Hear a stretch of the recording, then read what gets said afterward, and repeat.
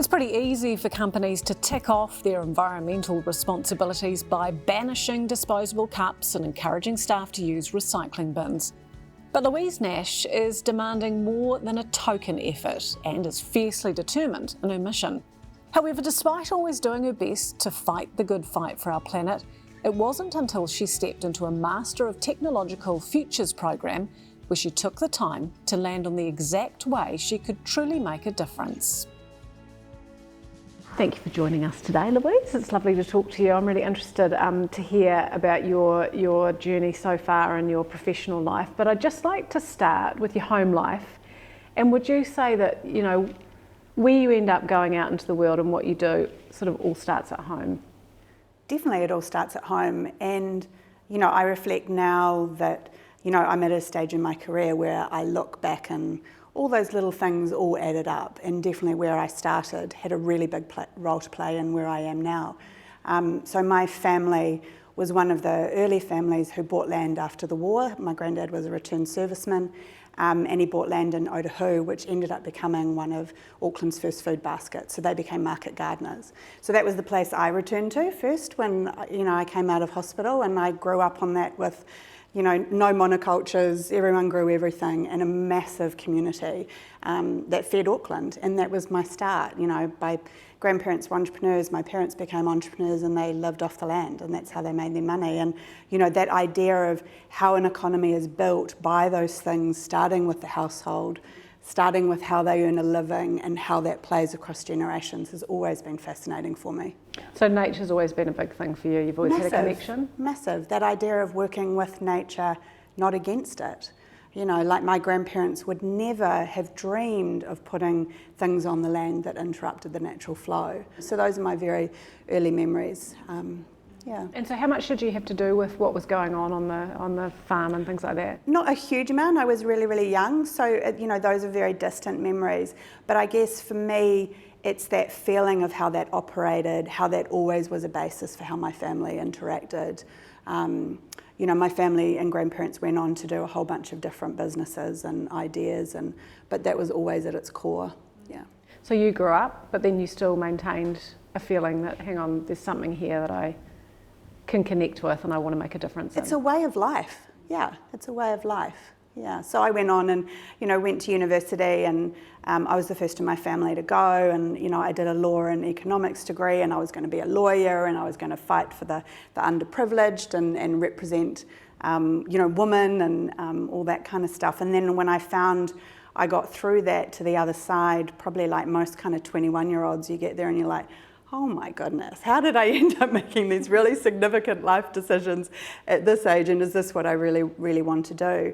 And I became really fascinated, it seems funny saying it now, but by the launch of the internet. And so I actually studied and did my master's in the ability of us to share ideas whilst protecting and fostering them. So that's how I got into the creative communities and into comms and storytelling. Yeah. So do you think you had an interest in technology before other people did at your age? Yeah, not to technology per se, but how we worked with it and how people operated it and how the systems change based on that. So I was more interested in, and at the time, there was copyright cases about things like songwriters' lyrics, and I think it was the Verve stole and got prosecuted for stealing a Rolling Stones lyric and riffed, and so that was at the start of when the internet was launching. And so this idea that, if the internet's going to be out there sharing these things and everyone can have open access to them, are our artists still going to produce? How are they going to get paid? How are we going to control that? I mean, all of it seems, fait accompli now, but at the time we were like, are people going to be creative? Are they going to produce products when we can replicate these things? Yeah. Have you ever been a little bit scared of technology and the way that it's moving? I always have a deep acceptance of what's here, and I think it's just how the system revolves and works around that.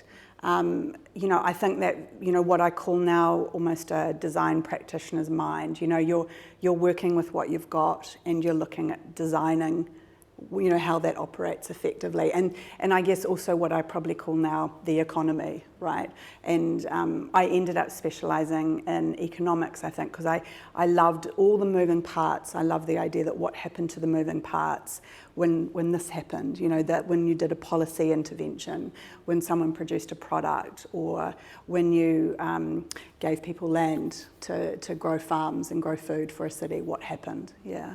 So after you finished your formal education, what did you go out and do? What was your professional path like? Yeah, well, I got really interested in communication and storytelling, and again, this really complex industry of how to communicate with people, the story of how brands are built, and then those businesses that sat behind it. So I ended up going into communication agencies and worked here in New Zealand, started at Sacha and Sacha. It was a career that took me all around the world, which I'm incredibly thankful for. It was a career that I met my husband on, so it gave me a lot and gave me access to some of the most incredible minds, what I would think, in the world. At the time when I was doing some work for the Coca-Cola company out of Atlanta, they decided they wanted to do this piece around what is the future, what is going to happen, and they essentially employed 50 of the smartest minds in the world to work on it for a year. I mean, that's what we had access to at the time. So that was really, really exciting. Obviously, a whole bunch of stuff has unfolded after that, but at the time, that was a really incredible opportunity. And so where did you go on to from there? Well, I did a few different things. I started a few of my own businesses. I got really interested in being a strategist, and I love the discipline of being able to look at these complex things, working out recommendations. So I started a company with a friend, did that for a bit, worked in a few different jobs, worked up in Toronto, worked with Walt Disney, worked on the launch of their movies, and worked in Australia on a whole bunch of different brands there, and came home about 7 years ago and was headhunted to work at an agency here in New Zealand. Wow. So it sounds like you've got a lot of education behind you, you've got a lot of life experience, you've got a lot of career experience. What made you then go, I think I might do something completely different and do a master's degree? Yeah. Well, it was a really interesting time about 3 years ago, and it is the pace and the rate of change at the moment. Like, I still can't quite believe that I'm saying this state was only 3 years ago that I'm about to describe. But, so I was doing recommendations for businesses of brands around how to navigate the future. And at the time, we were almost at the height of the digital transformation. So there were writers like Thomas Friedman talking about the pace of change and the big transformations occurring in the world. And, it was the first time I read that his piece of work, and that he had lined up all these things: climate change, digitization, globalization, the change at work, and the role of education, that I went, my goodness, there is something major happening here. And, all these pieces started coming together for me. And yet in my day-to-day job, I felt like I was in this really narrow niche and not even getting to those big issues. And I felt for 20 years I'd built up the skill and capability to be able to do that, but I didn't have a seat at the table. And so I was like, how do I get over there? Like, it was like being in a different swim lane, and I knew I wanted to get over to that swim lane. And equally, I was starting to piece together things like the rise of startups and innovation in the world and all the resource that's going into that. But again, 3 years ago, only few organisations was focused on environmental challenges in that area. We had a lot of amazing technology widgets being built, still a lot of resource going into science, but there wasn't an environmental focus, and not what I could find. And those big businesses that I was working with, I didn't see their focus in that area. So I, the writing on the wall, for a number of people, I remember reading, Adriana Huffington, how she, fell and banged her head on her desk and, changed her business from, running the newspaper and Huffington Post to starting a sleep company focused on sleep. For me, that year was fairly similar. I had a car accident, I had operation, like the universe was just telling me I wasn't meant to be in that place any longer. And like literally I saw a Facebook ad, which I hate to say the algorithms were working. You know, oh my goodness, something's going on with this person, let's serve her an ad about what a future opportunity might be. And so it was the Tech Futures Lab. And I just thought, you know, I looked at PhDs, I looked at a whole bunch of different stuff, but I felt like they were answering the call of let's shape the future, and you know, we don't know what it is, but come over here and we can work it out. Yeah. Had you heard about the master's course before, or was it a whole? Not you really. Just sort of took a jump and. Yeah, I totally took a jump. I literally handed in my notice, left within a week, started the course. You know, was turning up each day at the course just thinking it was the best thing I'd ever done, but completely terrified. The only sort of hypothesis I had going in was my skills are useful in this problem of solving environmental challenges, but I've got to work out how I do that. And that I felt I could bring that kind of momentum and energy of storytelling that the communication industry and building brands was so good at. You know, that value creation, that bringing crowds on, that buy-in towards those big issues could play a big role. So did it take a while during the Masters to sort of hone in and work out what you know, was it quite a journey to get to that point where you went, right, this is what I'm going to do, this is what it is that you actually came to the conclusion on? Yeah, so I've got a little technique that I've always done in my career where I call it love the problem. And it's when my introverted self comes out and I literally just deep dive on the problem. And so I fell into the problem of waste, into the problem of pollution and emissions, and I really wanted to understand those problems from all dimensions.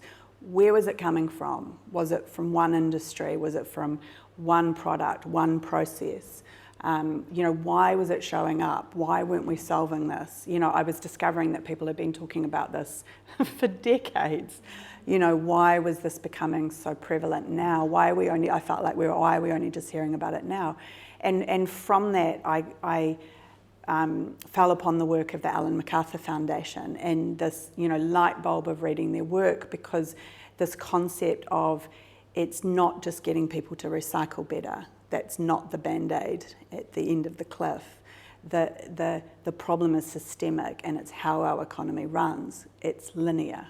It's running against nature.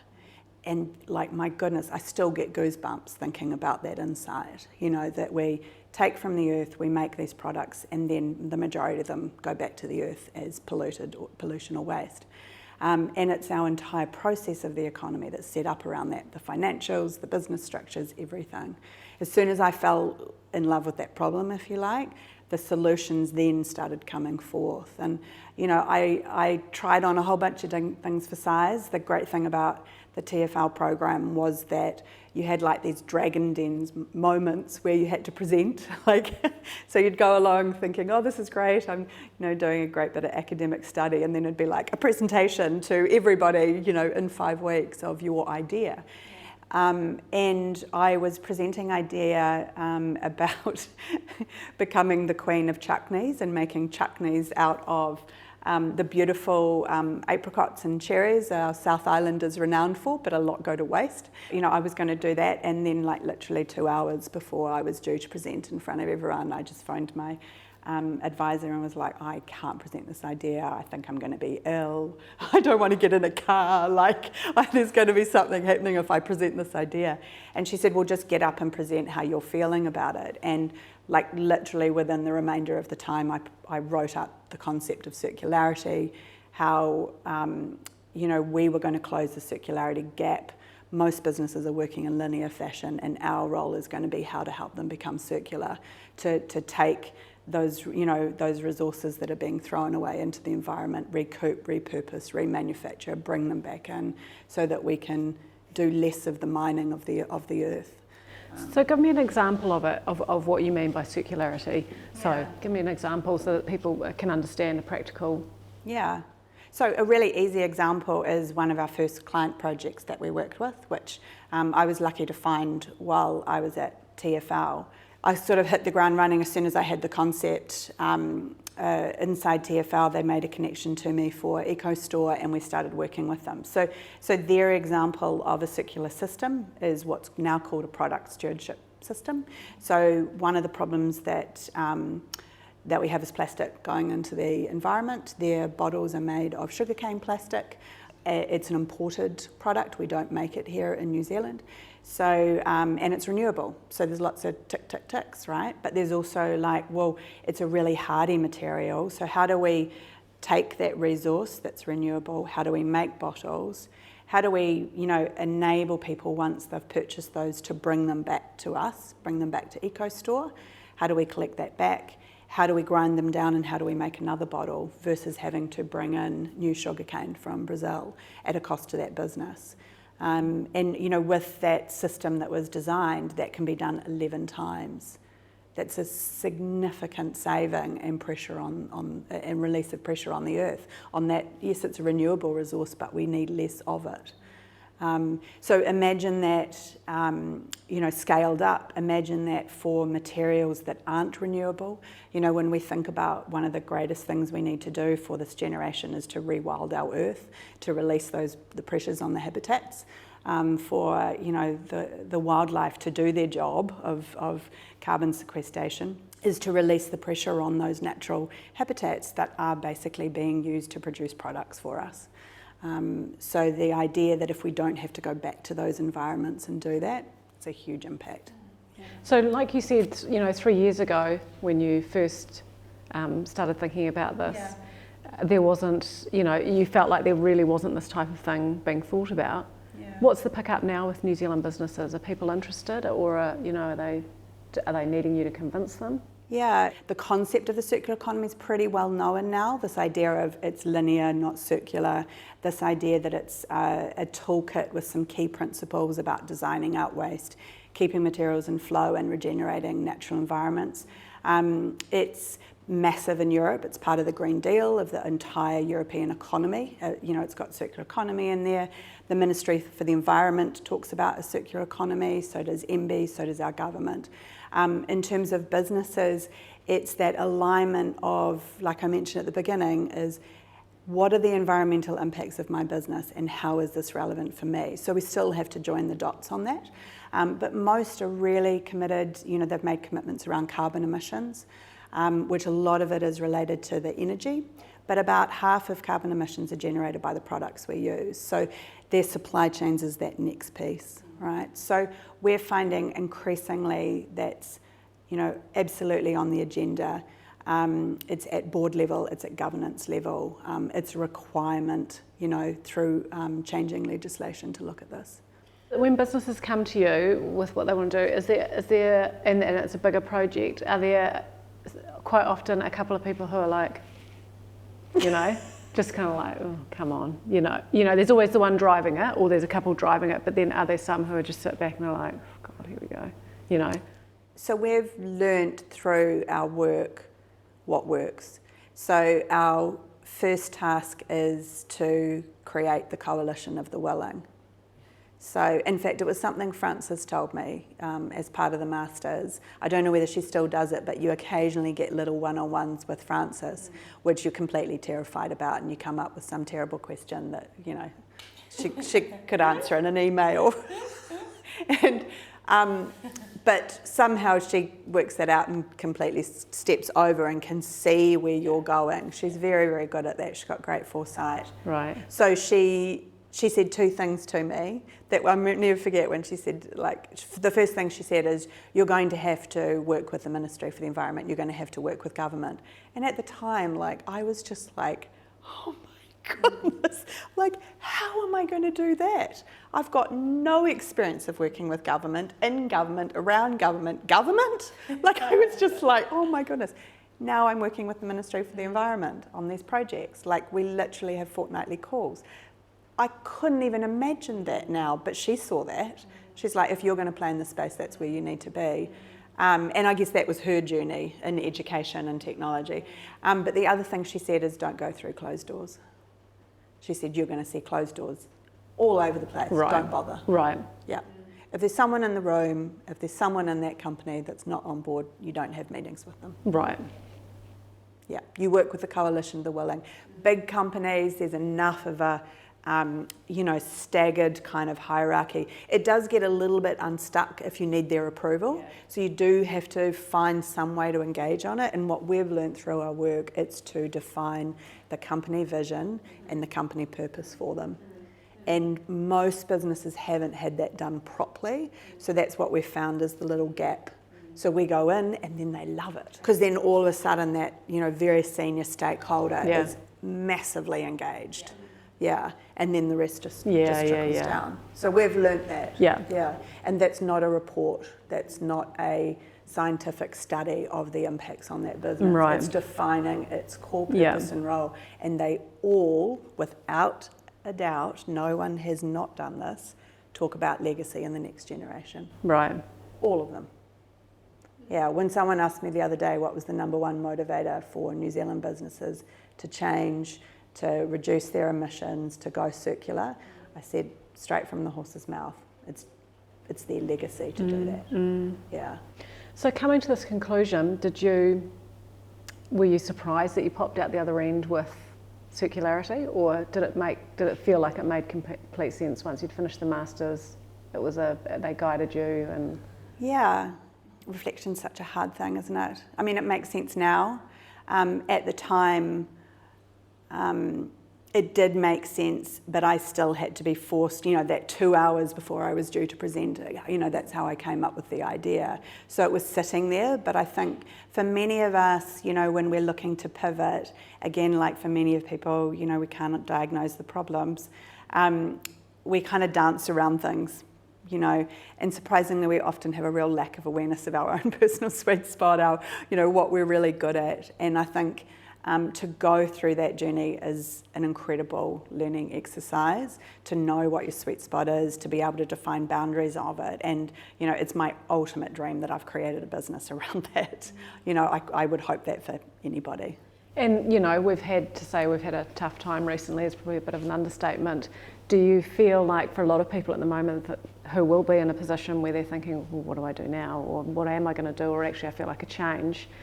This sort of master's course would give them a bit of hope and a bit of something positive going forward?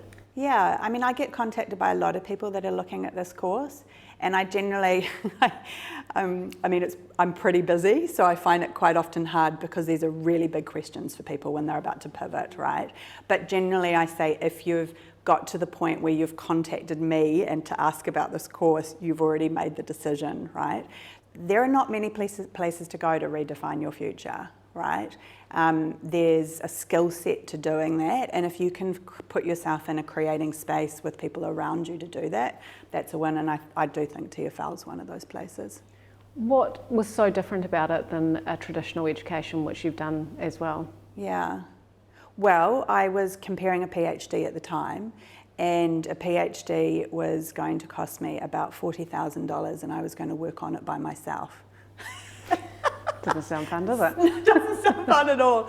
When you're an active collaborator, that's fairly daunting. Yeah, I still have it on my list. I'm gonna do it in my 50s, I've decided.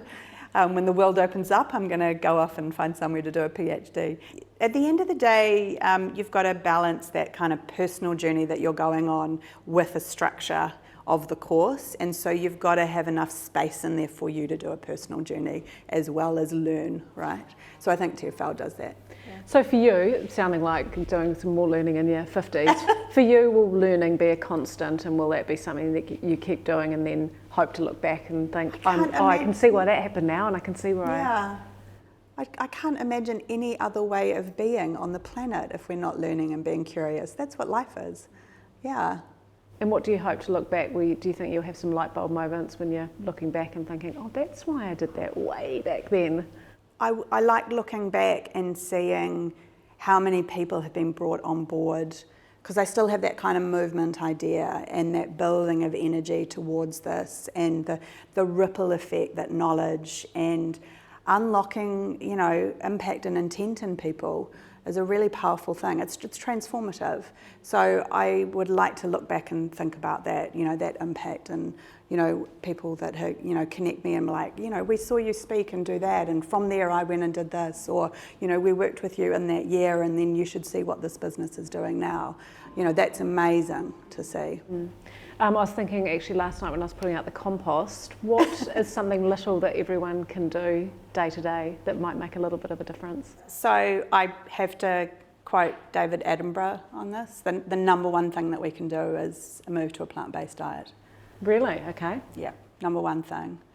So there is just no justification for this amount of carnivores on the planet. And are you on a plant-based diet? Yep. Well done. Yep, haven't managed to convince my family, but we did. I managed to get them to sit down and watch the latest David Attenborough show on Netflix, and I'll see how much impact he's had on them. Yeah, I haven't watched that yet, but it's definitely on my list. For you, what do you hope that young, when I'm talking to my kids and they know they can get something quite cheap from the $2 shop with their pocket money, or they could buy it for $30, how do we convince people that there is a better way? I feel like sometimes it is a little bit for the privileged, but is it? This is so hard. I mean, this keeps me up at night as a mum with my kids, trying to battle the whole economy of cheap, convenient products when you're time poor. It must just be like it's the ultimate challenge for any person on this planet at the moment. But I think that the answer is in teaching skills. And so, the making of products as gifts for birthdays and Christmas, and making that part of a ritual in your family is really cool. Something that we do as a family is we make homemade wrapping out of old materials, and we gather up all year all the ribbons that anyone has ever given us, and we clear the table in our dining room and everyone sits down and everyone has to make gifts at Christmas. It's all part of it, and we schedule it. So I think reframing those things around, and like this year we in my family we were talking about, instead of giving gifts we would give gratitude, and we would think about those things. So it's just the reframing. It's very hard to go head on against the cheap $2 toy, in store on the 23rd of December. Let's be kind on ourselves. You're not going to win in those moments. So yeah, anything that you can socially ritualize with time with your family, I think is really powerful. So like anything, it's just the little things, isn't it? If you can tweak along the way. And totally, and the composting, it's making the kids be part of that and selecting those things out, and do you want to find out, can we put oranges in it? It's that whole thing. Kids really get this idea of cycle of life. They're really in that headspace already. I'll never forget, for EcoStore I went in and did workshops, co-design workshops with kids on the bottle return program, because it runs through schools, and I talked about this idea of the circular economy and how nature and it flows around, and they all stood there like, well, yeah, that's the world. We could have told you that. Yeah, I know, because they haven't gone out into the workforce and realised it doesn't work like that anymore. Yeah. So where to for you now? So it's really just scaling our work. So I've very consciously taken on, deep, wide projects where we've had massive impact.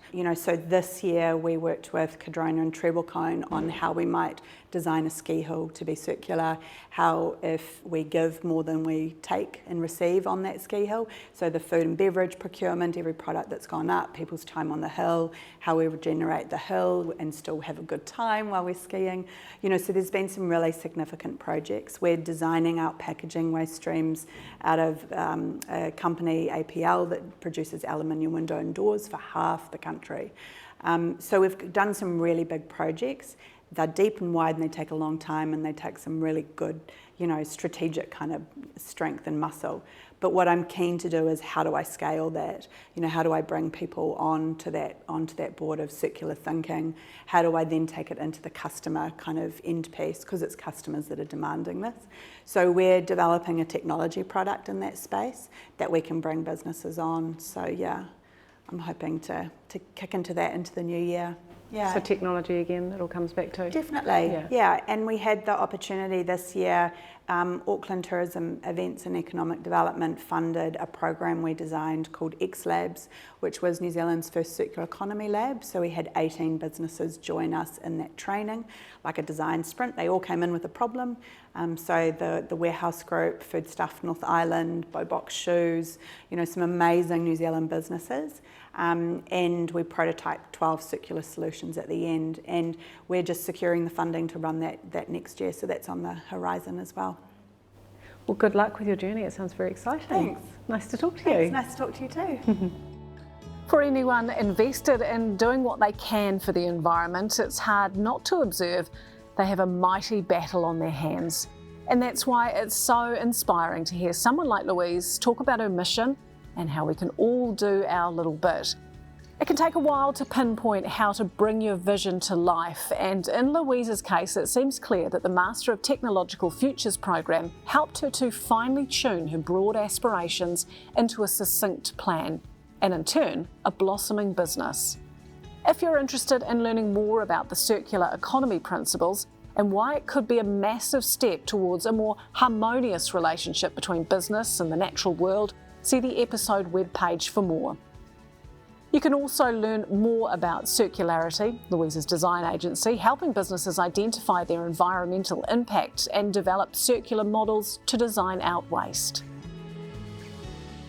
If you've enjoyed this and want to hear more stories from New Zealanders making impact in their own way, subscribe to the podcast in your podcast player for more.